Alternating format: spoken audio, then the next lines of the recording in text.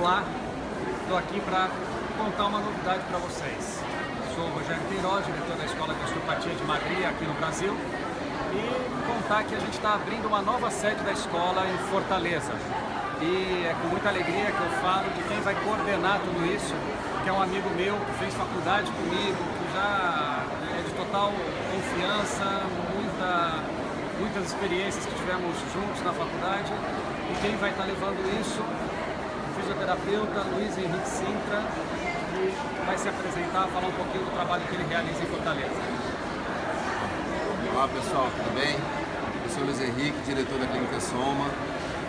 Fiquei muito feliz de a gente estar firmando essa parceria aqui com o nosso colega Rogério Queiroz, justamente depois de verificar toda a metodologia, a qualidade e eficiência que a Escola de Osteopatia de Madrid tem desenvolvido ao longo desses anos, Rogério?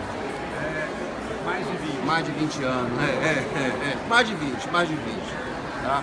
Então, assim, podem ter certeza que a gente vai estar levando esse curso e em breve a gente vai estar colocando pequenas postagens onde a gente vai melhorar o relacionamento com as pessoas, aumentar o relacionamento, na realidade, com as pessoas que desejam fazer, tá, essa formação e que com certeza vai ser um diferencial, tá, no cotidiano de cada um, tá? Então a escola, em mais um ponto do Nordeste, o pessoal do Ceará e Fortaleza contemplado também.